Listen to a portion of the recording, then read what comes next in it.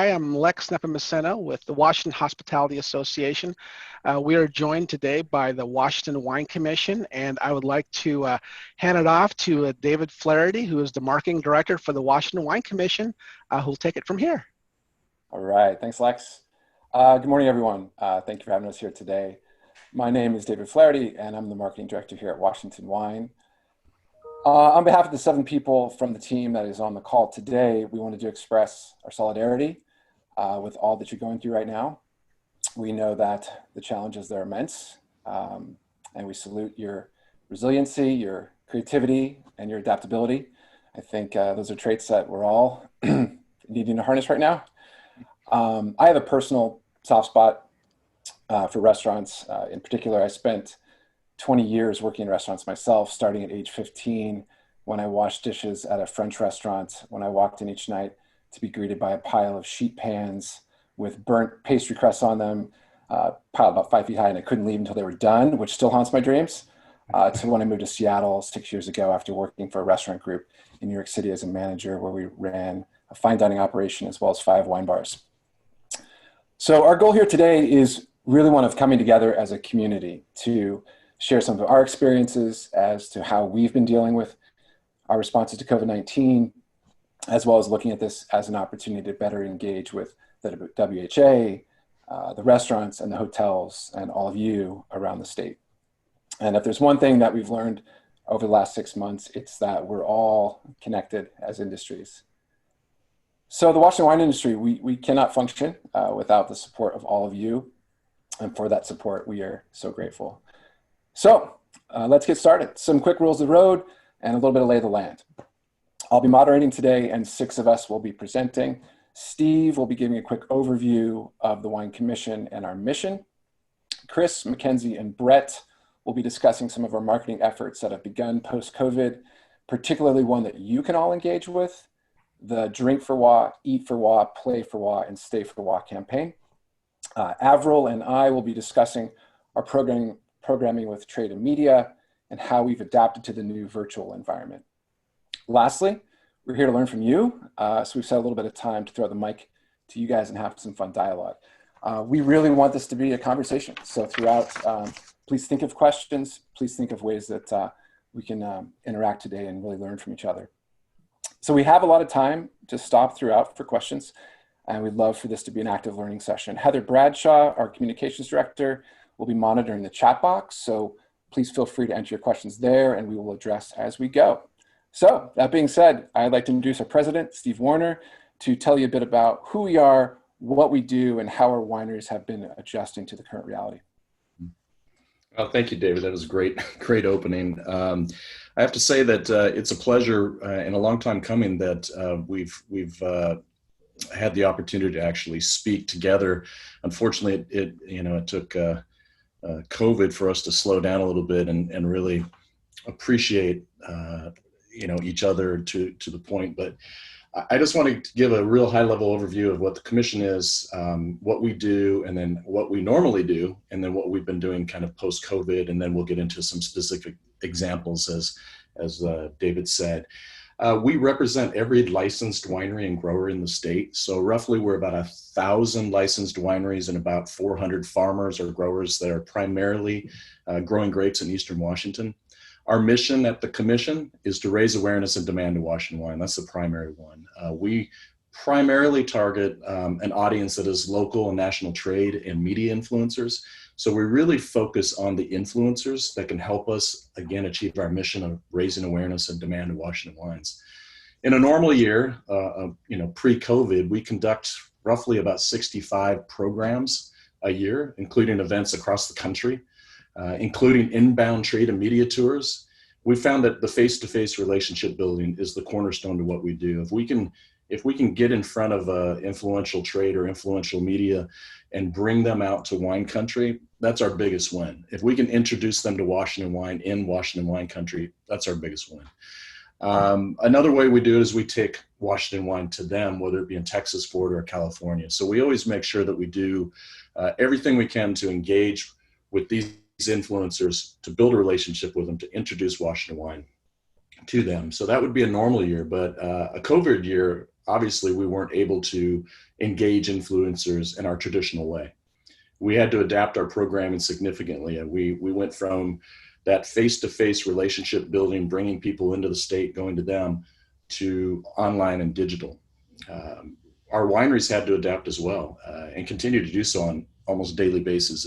As you know, the rules have changed and they continue to change, and we're trying to adapt along the way. The wineries have specifically, implemented COVID protocols. We provided all the materials to them and the kits so that they knew what to do and how to do it. They're introducing the use of, or they use, or require the use of masks and social distancing, and follow all the strictest protocols for COVID. Wineries, similar to restaurants, they implemented curbside sales. They may have never done that before, but then they were able to introduce curbside pickup of wine to go, in particular, because winery tasting rooms were not open and weren't accessible. So deliveries also became key to that adaptability, shipping specials, and then when able to do outdoor tasting. So there was a lot of adaptation that had to take place post-COVID or in the COVID area. I always like to point out one great example of a sales promotion that we've seen. Several wineries gave discounts on wine to consumers if they came to pick up their wine and they could show a takeout receipt from a local restaurant. And that shows that partnership and that really, that appreciation that we're in this together and we need to support each other. And I thought that was a really great example. And that got us thinking about what we could do as well and how we could adapt. And the commission has implemented program in support of wineries and farmers and partners, restaurant partners during COVID. And one recent example, and I'll leave it here and I'll pass it back to David, was a campaign that we recently introduced, and it was called Drink for WA. And with that, I'll hand it back to David. Awesome. Thanks, Steve. So we're now going to kick it over to Chris, Brett, and Mackenzie, who will be discussing our new Drink for WA campaign for the next 15 minutes or so, and then we'll pause for any questions after that. Keep in mind, this is that campaign that I mentioned at the beginning that you all can engage with, and we're going to talk about how to engage with us as well as some of what those opportunities are. Chris is our vice president and is responsible for overall programming and really just keeping the trains moving on time. Chris, can you tell us big picture about the purpose and the strategy of the campaign, as well as the rationale for including Eat for WA, Play for WA, and Stay for WA? Sure. Hello, everybody. Thanks, David. Yeah, as David and Steve both mentioned, we, in this new COVID world, and we all went into lockdown, which was really challenging, we were tasked from our board to develop a reopening campaign, something to encourage folks to support local in all of their decisions, food, drink, play. We wanted to remind folks that these food, beverage, and hospitality businesses have been deeply impacted by the shutdown and they need your help. The beauty of the campaign that we developed is both in its simplicity and its ability to span multiple industries that are all interconnected. So the campaign was designed to work seamlessly between wine, even beer, spirits, restaurants, hotels, tourism, even coffee shops, smoothie shops, local farmers markets, you name it. And as Steve mentioned, our industry, we have wineries and more than 400 farmers. And they're mostly small family owned and operated businesses. Many of those rely heavily on the restaurant and tourism sectors to be successful. So we realized that we need a campaign that we can all work together on. And the more we do that, the more we all win. So we developed, I'm gonna share my screen again, Drink for WA. And of course, the extensions are Eat for WA and Stay for WA and Play for WA. It's really a statewide rallying cry to support local in everything that we do. And all the executions you will see, you'll see that's not necessarily about constantly driving a Washington wine marketing message, but instead just reminding folks that supporting local has far-reaching impacts.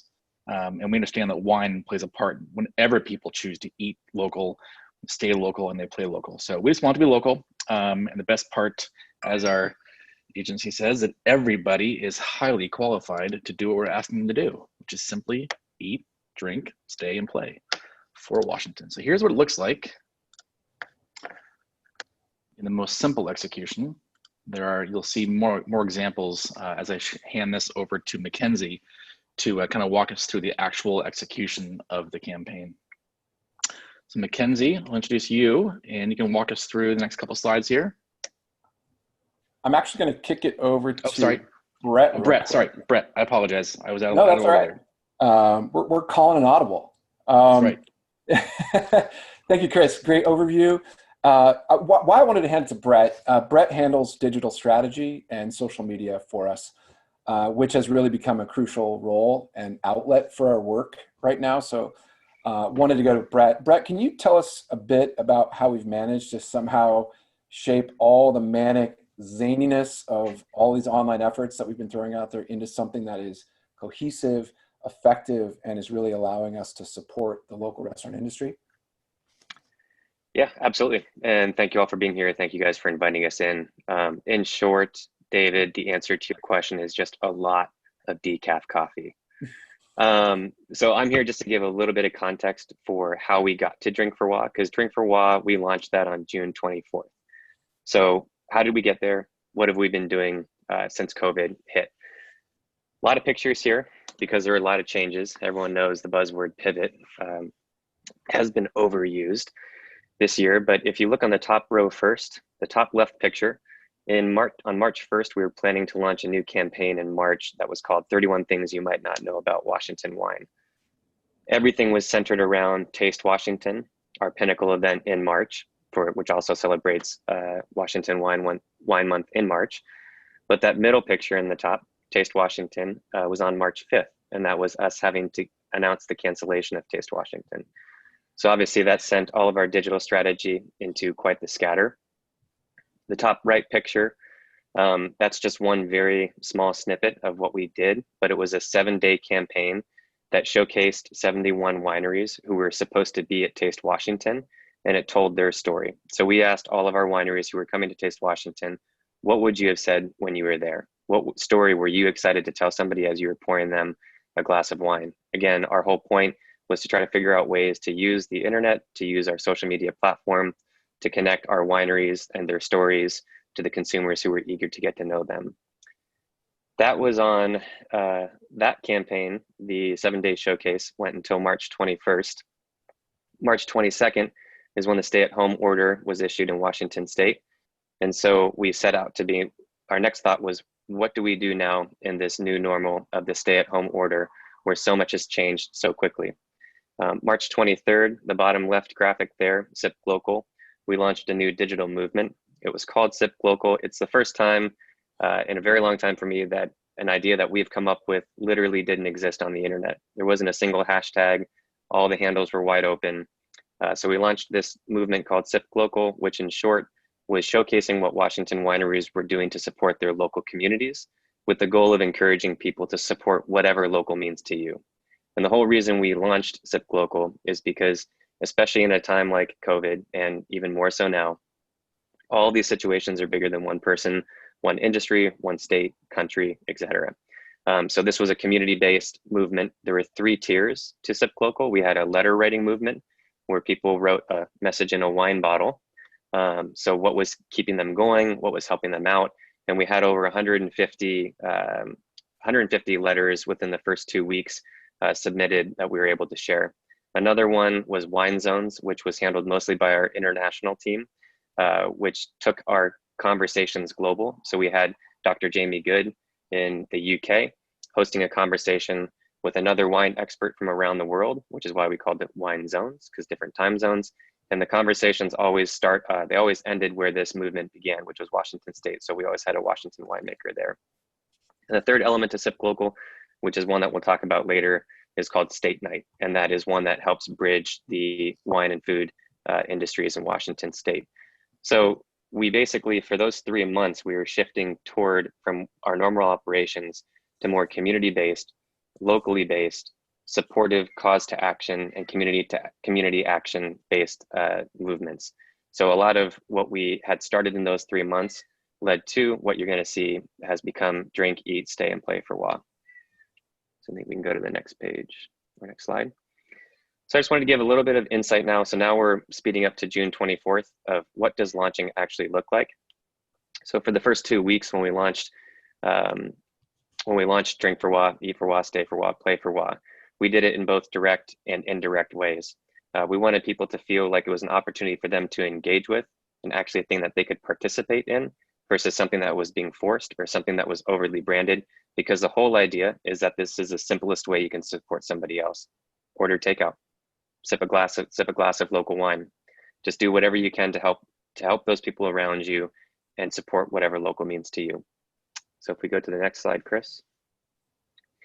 Part of the trickiness is trying to figure out how do we take the stories that we've been telling, and then how do we tell them in new ways that encourages this new activation for Drink for WA.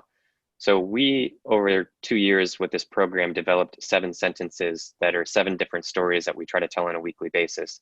And those came from what we saw our industry saying on a day-to-day basis. So here are a few examples. If there's one thing we got, it's character. So it's talking about the character of Washington winemakers, farmers, etc.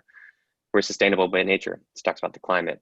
History made us, now we're making history. It talks about our experimentalism, talks about our youth, talks about the possibilities, talks about the future.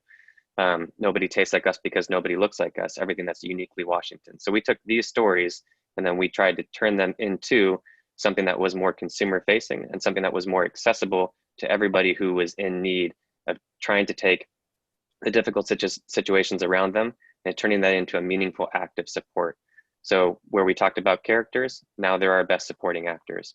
Where we talked about nature sustaining us, really it's consumers who sustain us, the ones who buy our product, the ones who champion Washington wine, the ones who go to the grocery store or go to a restaurant and say, I'm going to order Washington.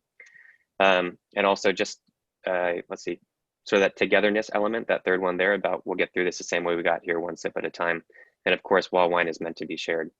So if we go to the next part, this has been a key part of our Drink for WA and Eat for WA part of that program and campaign. And it came from that Sip Local time where we basically invited the entire state out on a date for itself. Because we couldn't go out, we said, let's go all in. And so we encouraged wineries and local restaurants to participate in state night and encourage people to pair WA wine with WA dine. We know people are going to do it anyway. They're looking to turn their arbitrary meals into a meaningful moment.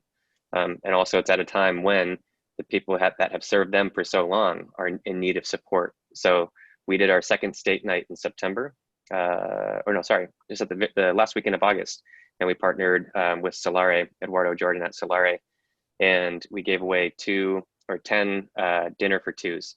So it was kind of our state night, date night, if you will. And they paired that with Washington wine. And we have so far seen, I think the first state night, we had over 1,000 consumers posting about it. And this second state night, we saw something similar across all our channels. So we're doing what we can to bridge those gaps between drink, eat, stay, and play. Awesome. Thank you, Brett. I think you'll also notice Brett is very skilled with puns. If you need a good social media tip, use puns. People love puns. They're going to start muting you if you use them too much. If you take away one thing from today's call, it's use puns. Awesome. Thank you, Brett. I think you've probably all found that right now, being online, being involved in your social media channels, using your email marketing groups, really finding those ways to get to your communities and start conversations, stay relevant, let them know what you're doing. That's just something that we have found is super amped up for our wineries and particularly with our work at the Commission. Thanks, Brett. So Mackenzie is our marketing manager and works closely with our partner marketing agency to implement many of our larger campaigns, really finding ways to bring them to life, if that's in person with out of home, billboard advertising, if that's paid advertising on social media throughout, magazines, website takeovers, you name it. Mackenzie helps bring those all to life. So let's introduce Mackenzie. Mackenzie, what we're going to do is, why don't you tell us about how we've implemented the Drink for WA campaign, like what that has kind of looked like, what we've learned, and where we are seeing success. Yeah. Hi, everyone. Nice to be here.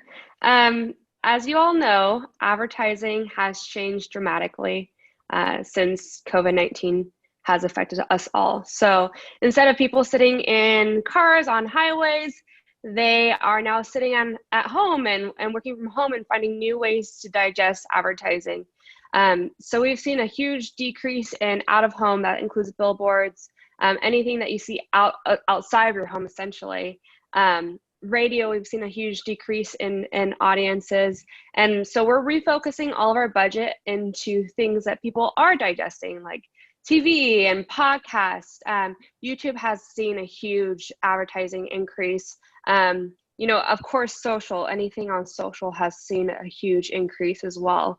So we've really taken our budget for the Drink for WA campaign and try to be as digital as possible. We are expecting about 22 million impressions to be gained during this campaign, which is on par for what we usually do during these large scale campaigns with our budgets. Most of our budget is being used for things like TV and display and audio, because those things are quite expensive traditionally. The most affordable happens to be social, and we actually get a lot of impressions for that. So if you look at these two graphs, I think that's a really handy way of seeing how we spend our dollars and how the impressions play into those dollars. So about 20% of our social, our budget is spent on social, but we get about 40% of our impressions. So basically this campaign is just trying to get the word out in ways that people are actually going to see them. Our audiences are ranging from 25 to 65, so a really large range, but we are focusing on people that are foodies, wine consumers, people that like going out to restaurants, people that like, going and visiting wineries or breweries or anything like that. So as per usual, we're just focusing on getting the message out as much as possible to get as many impressions as possible for our campaign. One of the best things about our campaign this time is that we implemented a lot of new valuable tools. One of those things being toolkits that were customized and specific to different industries. So as you all know from Chris, we were trying to focus our campaign on supporting as many industries as possible, because we know that wine will not survive without the restaurant industries. The hotels industries support local wine tourism areas. And so we wanted to create something that was easy to use across a wide array of industries, and therefore we created these toolkits. So we have 5 different toolkits. They're all available on our website, and they're all specific to different industries. In the toolkit, you'll see kind of a rundown of what the campaign is, why we're doing it, some interesting graphics that might, inspire you to create your own graphics, but also downloadable assets. These assets are great because, for one, they allow you to take for example, an overlay asset and put it on your own individual graphic or your own background color that complements your brand or identity, and then post it to your own social sites. That garners not only more impressions for our organic campaign, but it also helps get the word out, and it gets it out in a way that helps each brand individually be authentic to themselves. So one of the things I like using the overlay asset, the overlay asset is really easy to use. For one, you could use it on Facebook, there's a Facebook filter that you can look up, which is also a new tool that we found. So you can add the Facebook filter to your Facebook profile. You can download that picture and then use it across different mediums, or you can use design programs like Illustrator or Photoshop to use the overlay on your own graphics. Or one of the programs that we use in-house that we really love using is Canva, which is an easy to use online graphic builder, and it works for a multiple different uses. So presentations, Instagram posts, brand building, brochure building, all sorts of things. So you can also implement the overlay in that platform. So basically what we wanted to do is we wanted to create a suite of things that would be helpful for our partners. And if you have any questions, please let me know. I would love to help you build a graphic that works for your industry. One big thing that we always get asked is how do you measure an awareness campaign? It's very difficult to measure because we're not specifically selling something. We're just trying to get a message out. And so we really rely on things like impressions or engagement or views or clicks on the ad, anything that counts or kind of sums up what the audiences are doing with that advertisement. You can't do that on TV. You can only get the impressions on TV. You can't really do that with radio. You just count the times the radio ad plays, but you can do that on social, which is, you know, a great way for us to kind of get an idea of how our campaign is being received. So this kind of gives you a snapshot of how the engagement is being counted. These are old stats, they're not current, but it was at the beginning of the campaign in August. So it's really interesting to see that overall, the engagement with our campaign is very positive, and it actually is seeing incredible results. In fact, the engagement with this campaign is more successful than any other campaign we've done with our current advertising agency. So we know from these stats that audiences are interested in what we're saying and what we're doing, and they care. And so that, you know, to us means that we're building a campaign that can, you know, really bring audiences together to do what we're asking them to do. And that's drink for WA, or play for WA, or stay for WA, or eat for WA. So, you know, we really rely on this kind of statewide community support. And if we can get everybody to back this campaign, that means the larger our audiences become and the more engaged they'll become. Awesome. Thank you, Mackenzie. Yeah, I mean, I think, you know, we've now reached the end of the discussion about the new campaign. So a couple takeaways, and if there are any questions, please feel free to throw those in the chat. If you guys have questions about how to engage with the campaign, if you have questions about strategy, if you have questions about social media and sort of how to use any of those tools, feel free. We've got a few minutes, so throw those out and we'll be happy to respond. Otherwise, we're going to keep moving. I would say a couple takeaways from the Eat for WA, Drink for WA, Play for WA, Stay for WA campaign is it's meant to be for everybody. It's really meant, it's kind of the first time we've really driven a message that's local beyond just the wine industry. So keep that in mind. I think to Mackenzie's point, one of the challenges that we always have as an agency is to create tools that are easy for our members to use. So we've done that. Mackenzie, Brett, they're wizards with this software. We know that a lot of you guys are not on the computer all the time. We know that you're not fiddling around with PowerPoint, Canva, all these tools. So come to us. We're happy to help. We can easily turn this stuff around. Lex, feel free to email Lex. He can connect you directly with some of our team members. Basically, you send us a couple of cool pictures. We can throw an overlay on it in minutes and get those back to you guys. Use social media tags. If you're going to put anything up that's part of Eat for WA, Drink for WA, tag us. It's just hashtag WA Wine. Tag us also at WA State Wine. Brett is on that thing more than 24 hours a day. I don't know how he does it. But what we can do is we can pick up your messages and amplify them, because again, we're really trying to merge all of our audiences together right now. When a customer or consumer has a choice and they go to the wine store, they go to a restaurant, think local, buy local. We need them to do that now. So with that being said, Heather, I haven't been monitoring the chats here. Is there any comments in here that we want to respond to? There's a couple of questions about how people can share this session, unless we're recording this, so you're going to send it out afterwards, right? Yeah. Correct. So that should answer that. And then there's a couple suggestions about how to better use that, how to also use the Play for WA specifically to promote some local musicians, which I think is a great idea. And then there was a question in the Q&A, or a suggestion about maybe doing a shop for WA, and our agency had kind of included the shopping activation under Play for WA. But again, like, these are all awesome suggestions, and we can take them back to the agency. Yeah, it's really meant to be pretty open, you know, have some fun with it. We knew in the genesis of this that people might create their own, you know, something blank for WA, and we totally encourage you guys to do that. So again, tag us. I can see Brett responding there in the chat.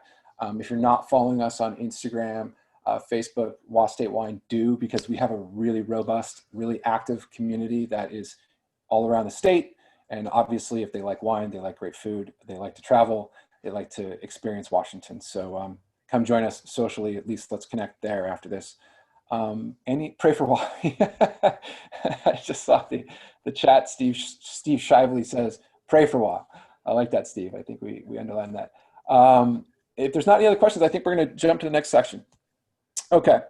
So back to what Steve Warner was talking about, the mission at the Wine Commission, and our strategy is pretty clear. And what it is we really try to focus heavily on influencers. It's kind of a basic way to look at the commission, but there's 12 people on the team. It almost breaks generally down into two groups, the communications team and the marketing team. The communications team tends to focus on media, and the marketing team tends to focus on trade. And obviously we wear many hats and we intermingle all the time in our programs, but that's kind of a way to understand this. We don't do a ton of consumer events. We do a lot of things focused on high-level trade. That can be wine buyers and retail shops, grocery outlets, restaurants, etc. Media, they can be lifestyle, they can be bloggers, they can be influencers, they can be wine critics. So again, our goal is to influence the influencers, knowing that they have big audiences and they're going to get our work out for us. So that work has continued. So everything we talked about now has been in relation to COVID and in response to COVID. All that pivoting that's been happening is very active. But at the same time, Avril and I are going to talk about how we've kind of stayed true to some of our tenets, our mission here, but we're adapting to virtual environments. So I'm going to kick it to Avril. Avril is our senior communications manager and works very closely with media all around the country, from prominent wine critics to lifestyle journalists and everyone in between. Avril, can you tell us about how some of your media outreach efforts have continued but have shifted with the new environment that we're in? Yeah, absolutely. Thanks for the intro. Good morning, everyone. David and Steve both did a great foundation, or laid a great foundation of kind of what the media focus is. So a little bit of this intro is going to be redundant, but to echo, in the communications team, our job is to develop and maintain relationships with writers. So we pride ourselves in being the bridge between the story and the journalist. And like in every other industry and everywhere else you see it, the platform and how and where writers remain and show up is influential. It changes.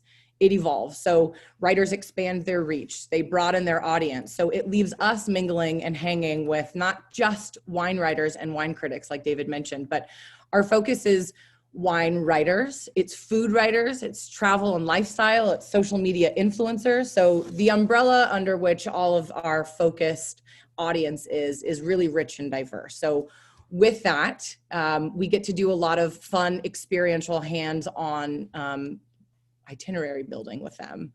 As Steve mentioned, our goal always is to bring them here, and that's what we've done in the past. So traditionally, we pride ourselves in hosting these media tours. So like I said, we're the bridge between them and their story. So we bring them out and speak directly to the winemaker. We have them stand in the vineyard and they get to firsthand experience what the vineyard manager is explaining to them. So most itineraries end up being multi-day trips. The journalists, they tell the story. So we get their boots dirty during the day, and then we clean them up and we send them out to dinner with the people behind it. So we cultivate that balance between an experience and the conversation side of it. Most writers come with a specific angle or a focus in mind, and in which case we would tailor their itinerary to match their interests or their direction. In other instances, we build an experience and we involve them in it. So this super dense screenshot of a Word doc that you're looking at the screen right now is an example of a media tour that we had hosted in 2019. So you can see it's multi-day, multi-page, extra details. There are handfuls of regional players. We weave their days together, telling a complete story. So that's how we have handled pre-COVID. Enter 2020. Our goals remain the same, but we have just simply changed the platform. So in taking that Word doc that you see on your screen right now, we hosted this year's version of that same media tour virtually.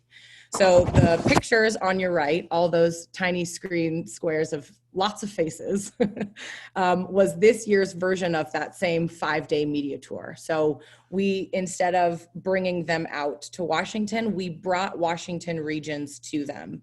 So we hosted 5 days of calls, whereas if they were in person, we would have done 5 days on the road. So we kept it pretty 1-for-1. We had the same group of media call in every day at the same time, and we would bring different regional players from that day's focus to the call. Ahead of time, we sent them a box and a care package with all of their swag, the wines that they would be tasting on the calls, any little bits of Washington that they would have picked up along the way. We said that to them ahead of time. So when they jumped on the Zoom call with that region's players, they had all the tools to discuss over a Zoom call, kind of exactly like how we're doing now. So that was an example of us pivoting in that instance. And it was wildly successful for how drastic the change was. What I think is wonderful about journalists is because they're storytellers, they are interested always in learning more or seeing an angle or trying to kind of change their story as they go based on the information that they're given. So there was a lot of opportunities for organic conversation and a change of direction in the wine tasting and kind of where you were going with it. So it really left everybody with a full, authentic experience, similar to what they would have done in person. I mean, as similar as you can have been on a virtual platform.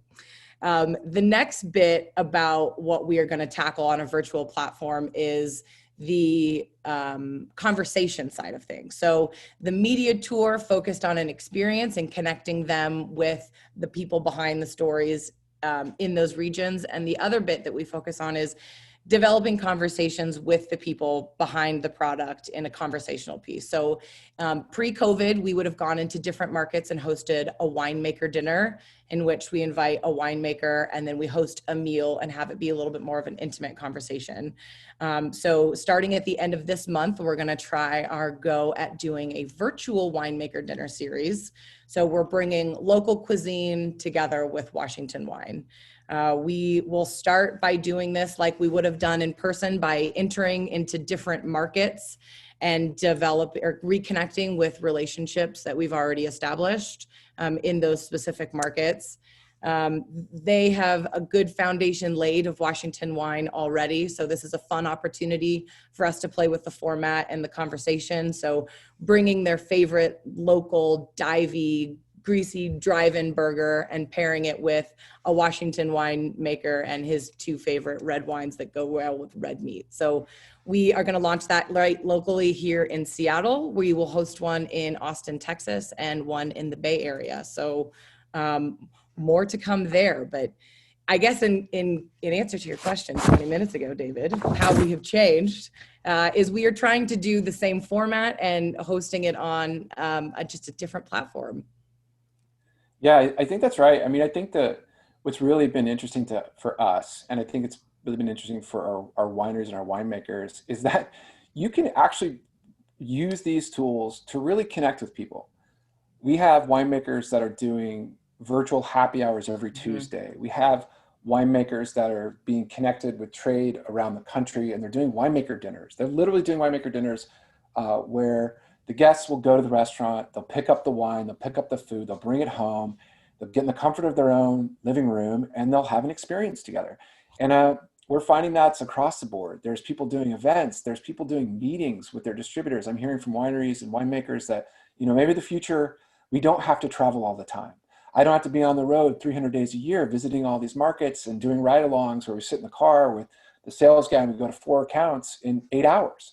Now maybe we can use Zoom. So I think, despite the necessity of everyone having to jump online like this, I think there's been a lot of creativity, and I think there's a lot of great use of these tools that will probably continue post-COVID. You talk to a lot of people, there's going to be hybrids, right?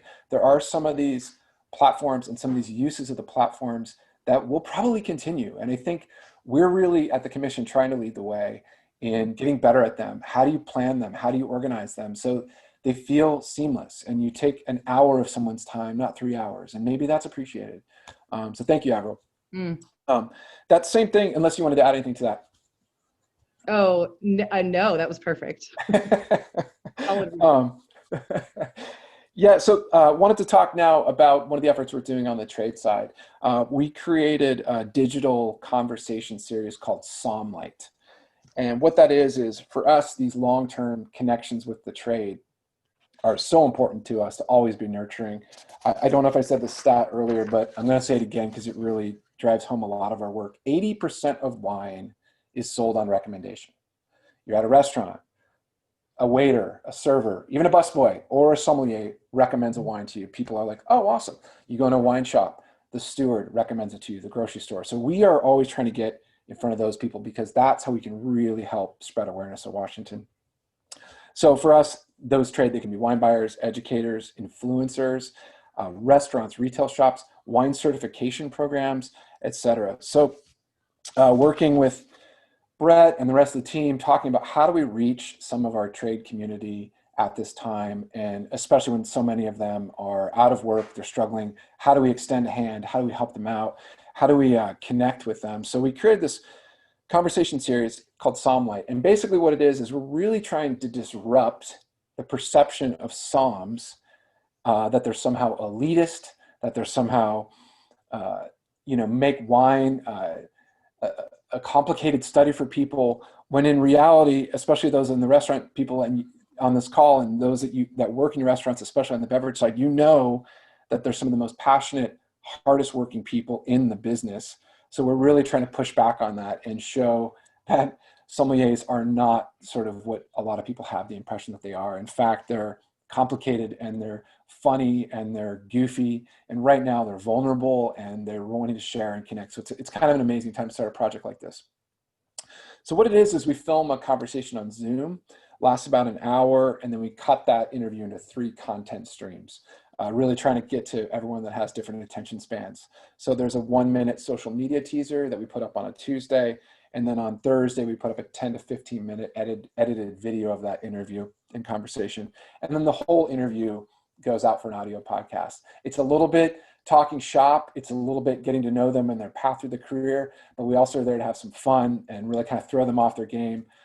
These people are on the floor. We say it's like clockwork, and then behind the scenes, what makes them tick. So we kind of try to have some fun with them too, and really find things that everyone can connect with on a human level. Let's see. It also allows our wineries. Washington, 90% of our wineries make less than 5,000 cases, and they're growing, and they're starting to want to expand distribution around the country. So Somlight gives them a chance to get to know some of these people in New York City, Los Angeles, San Francisco, Chicago.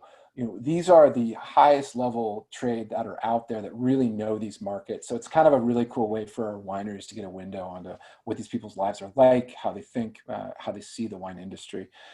So I think in terms of the success of it, it's been pretty amazing to us. And we don't really track view. It's not about the views, but we have had pretty great response on the views. Each guest now, a weekly guest, we've had 10 of them so far. They're getting on average between 3,000 and 5,000 views each week of their videos. But for us, the real barometer is engagement. And engagement is likes, comments, shares. And that for us has just been so overwhelmingly awesome to see, because they're proud. They're proud to have their stories told. They've been working in the business sometimes 20, 30 years, and they share it with their communities, and then their communities share it. And then the whole conversation gets going. And then eventually it comes back to Washington State Wine is behind this in a really authentic, supportive way for the industry. I think the best way to just do that is just to show you guys a quick 1-minute clip. This is one of the 1-minute teasers that I mentioned.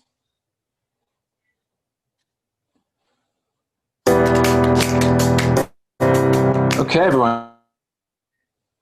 Welcome. Somlight is a conversation series where we talk to some of our favorite wine pros around the country. Eric was 2009's Food and Wine Sommelier of the Year. 2019.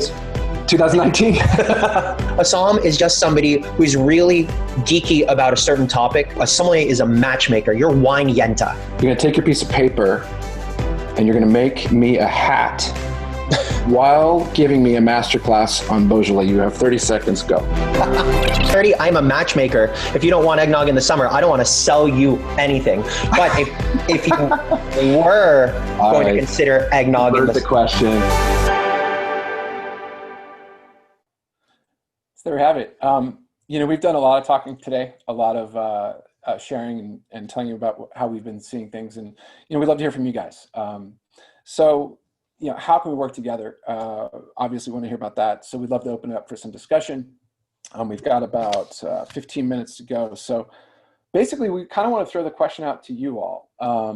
And really, we often see restaurants supporting local. They support the farmers, the fishermen, the breweries, the distilleries. And then sometimes we go in there and we're like, where's the wine? Where's the local wine?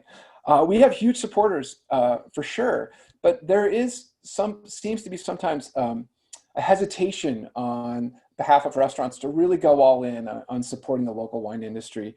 So how can we help with that? How can we help spread awareness about the local wine culture? We're the second largest producer in the United States. We are on fire in terms of quality, in terms of value in a comparison of some great wine regions around the world. So there's a ton of amazing energy going on here. So, how can we help you guys? So just want to hear some feedback on what your thoughts are and how we can maybe work together and how you see Washington Wine fitting in.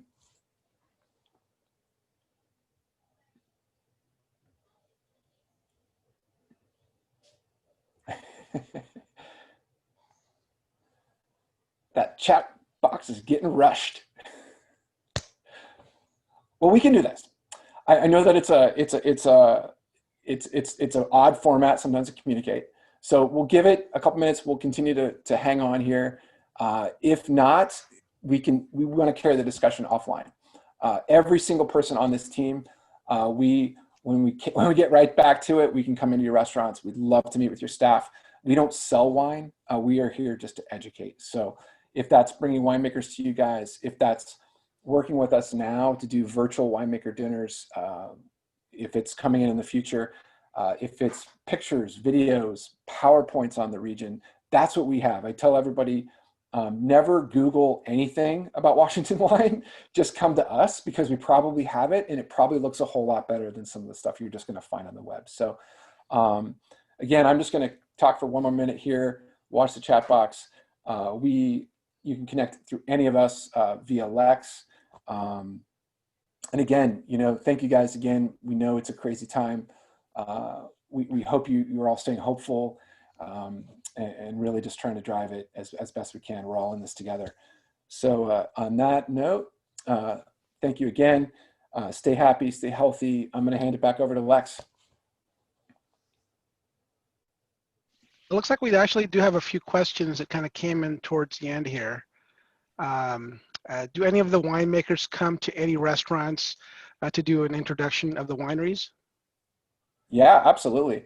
And feel free, anybody else on the team, we can speak up. But, our winemakers love to get in front of people. So I would say the easiest way to do that is find a wine you love. That's the beautiful thing about Washington is if you go into the tasting rooms, usually it's the winemaker themselves pouring the wine. It's 90% of our wineries are small producers. So some of these people have day jobs and they're doing this out of passion. So again, if you want any contact information on these wineries, if there's somebody you have in mind, please, contact us. And got another question here. And how do I get them in contact with owners and operators? Chris, you want to take that? I guess is the question, how do we get who in contact with the restaurant owners or the winery owners? These are from restaurant owners trying to get in touch with the winery owners. Sure. I mean, the first simple thing to do is go to the winery's website and see if there's a contact, or you can always reach out to us. We're more than happy to connect you and steer you to the right person at any particular winery. We've got a robust database of every winery, and just through our experiences, pretty much know who the right person to get in touch with is. So either winery direct, the websites, or come to us and we'll be happy to help you connect. Okay, we actually got a couple questions on that. So I would say too, keep in mind, like your wine salespeople are overjoyed when they get questions about the local industry. So if you've got a great salesperson and maybe you buy a bunch of different things from them and you know that they have a Washington portfolio, ask them too. They want to hear, we want the restaurants and the buyers to be asking more about Washington. And when the salespeople hear that, when they hear there's buzz, and they go back to their companies and say, wow, I'm hearing a lot of interest in Washington wine, it just allows them to bring in more people into the mix, because getting distributors is hard for people. So ask your salespeople. They'd love to hear what you guys are thinking about Washington. You can be very specific. I want a Washington white that goes great with seafood under $20. What do you got in your portfolio? Those are the kind of questions that they will happily field. Got another question here. Are you coordinating with U.S. Travel's Let's Go There campaign? I'm going to kick that over to Steve, because Steve works a lot with a lot of our partner organizations. Mm-hmm. Yes, I'm a member of the board for the Washington Tourism Alliance, also Visit Seattle and a few other organizations. And I'm not familiar with that, but I'll definitely share it with them. And we'll see. It's the Let's Go There, so I'll follow up on that one. But I did want to say something while I've got my phone off of mute. And I back to the origin of the question, which was, we've made a minor change in some of our messaging because we felt that there was a disconnect for the consumer in a restaurant about what local is, what local means. And for some reason, consumers didn't see growers, which is a terminology that we use, as necessarily being local or being within the state. We changed our terminology to farmer, and so that we can go along with that farm to table, support local kind of messaging. We hope that that works, but it has been somewhat of a challenge to get consumers to understand that, particularly in wine, because there's very strict rules. If a wine says it's from Washington, legally it has to be from Washington. And to get consumers to understand that that comes from farm-raised fruit in Eastern Washington that then is made into wine by one of 1,000 licensed wineries, often, as David pointed out, a small mom and pop organization, some partners, husband and wife, whatever, who take those grapes and they turn it into amazing wine. And they are very much artists in that regard. And so we need to make sure that we continue to carry that message forward, that this wine originates in Eastern Washington, where it's grown on farms by farmers. Another question here. How do I find virtual wine dinners tastings? Heather, is there a good resource that we can point people to that might kind of gather some of these events together, or is there possibly some spots on our website? We don't have there's not a resource page that lists all the events. Hopefully with our new website, that will be a better feature. But we do try to share them on our social media pages, any of them that are available publicly. Right, Brett? Correct. Yep. And I got a question from earlier in the webinar. What about Shop for WA? And I know you all alluded to that a little bit earlier, but I know that even though we are the Hospitality Association, our friends over at the retail side of things are also an outlet for your industry. I'll jump on that one. I think, as David said earlier, I think we fully expected this campaign. Well, part of the beauty of it was its adaptability. We fully expected opportunities like that to pop up. Shop for WA I think, is the perfect extension of the campaign. I would say to whoever asked that question, reach out to us after this, and we could modify a graphic and provide it to you. That goes for everybody else who has interest in using this campaign for your specific industry. What we've done is create the digital assets. Our energy mostly is going to be on promoting the Drink for WA and Eat for WA elements of it, but the assets are there, and we want to make them available to you to use. You can use them however you see fit to make them work for your industry. So whoever asked that question, please reach out to us. We'd be happy to provide some assets that would work for and then run with it. Just take it and go with it. I got a nice question here from one of our members. She owns a small cafe with in-house pours, and one of the challenges she faces is meeting distributor minimums. What advice would you give to our members who own smaller independent restaurants that have challenges meeting some distributor minimums? Chris, do you want to take Again, that? yeah, sure. Honestly, buy direct. every winery in Washington has the right to self-distribute. So, and small wineries would be thrilled to sell you 3 bottles, a bottle for that matter. So every winery has that ability to self-distribute. Now, if you're looking for a winery that's not, in their immediate vicinity, delivery and that kind of thing could be challenging, but there's wineries in every corner of the state. So seek ones that are local to you and ask them if they'll sell direct to you. And it looks like a couple of the folks responded that they give free shipping on direct accounts for cases. Yes, sometimes they do. Certainly, and that's a winery by winery decision. So I can't say that that's going to be a across the board situation, but certainly most wineries would be more than happy to figure out a solution for you. Yeah, it's great. I mean, I'll just add to that. It's great to build a relationship with these local wineries, and we find that oftentimes when we go to restaurants and we propose some sort of event or activity, they already have wineries that they want to work with because they have a great relationship, and I think that it goes beyond just free shipping. Oftentimes the wineries will deliver to the restaurant, or they'll do a tasting on their new lineup or their new vintage of wines.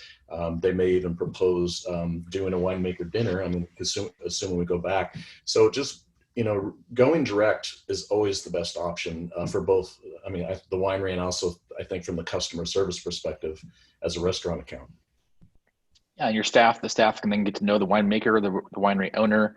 They're going to feel more connected to that brand. It's going to be easier to sell. They'll know the stories behind the brand. So direct is always a great option. Yep.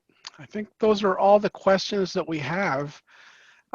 Thank you all so much for having this webinar with the hospitality industry. I know we have a lot of members who listen, and a lot of more members that will be listening in with the replay of this. And one of the things is